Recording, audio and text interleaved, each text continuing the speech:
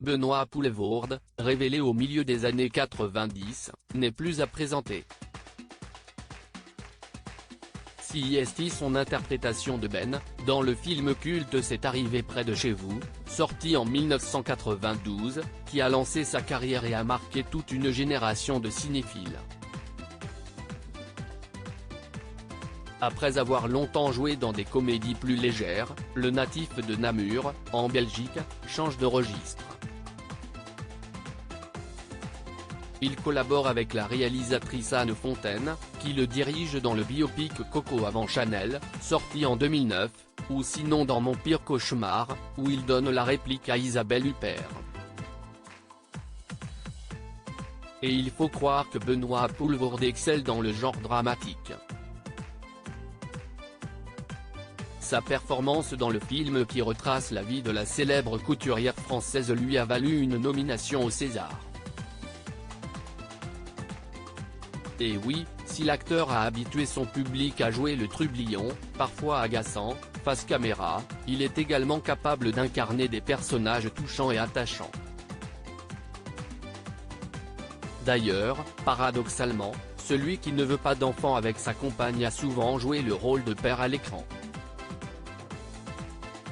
Benoît Poelvoorde @Docteur Cela n'est pas pour lui déplaire, bien qu'il regrette parfois l'image du papa comptant à lui faire renvoyer. Ce qui me chiffonne, c'est que l'on me donne des rôles de père virulent, déplorait-il dans les colonnes de Paris Match, peu après avoir tourné Profession du père, de Jean-Pierre Améry, et Deux fils, réalisé par Félix Moati.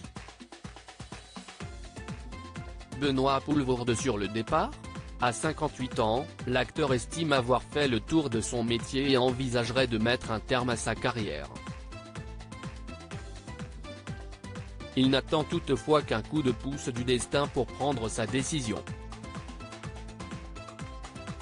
C'est du moins ce qu'il a affirmé au cours d'un entretien accordé au quotidien belge Le Soir, ce mercredi 21 juin 2023, « Je suis arrivé à un âge où j'ai fait le tour de ce métier et on ne peut pas répéter 100 fois ce qu'on a déjà fait ou alors, tu t'adaptes à refaire toujours la même mayonnaise », a-t-il confié, visiblement désabusé par l'évolution de la profession.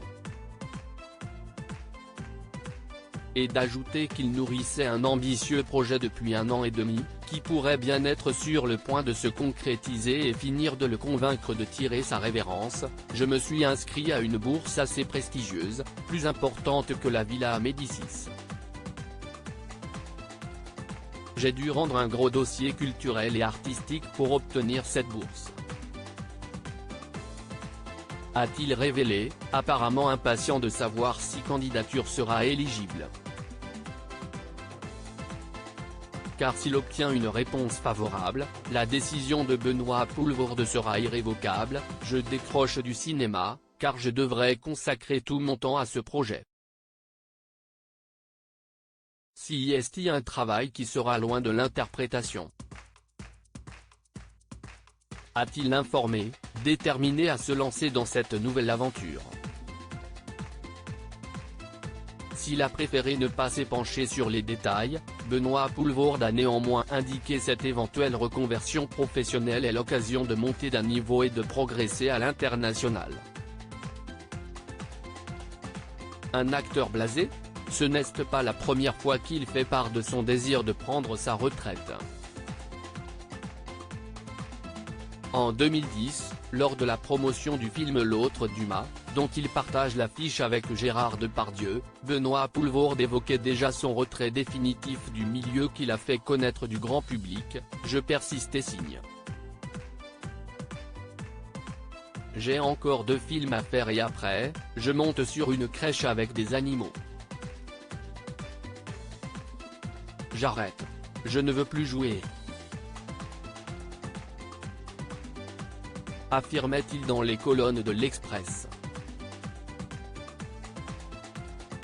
Benoît Poelvoorde a ensuite expliqué avoir fait son temps en tant qu'acteur et qu'il se verrait à présent bien mieux en coulisses, « Croyez-moi, si est-ce vrai. Mais je continuerai à écrire ou à produire. Vous savez, il y a 3 sortes de comédiens. Ceux qui ne le seront jamais, les moyens, comme moi et les génies. Génie, je n'y arriverai pas. Mais je crois avoir fait un bon travail. Avait-il conclu, tâchant de faire preuve d'humilité. Qu'en pensez-vous ?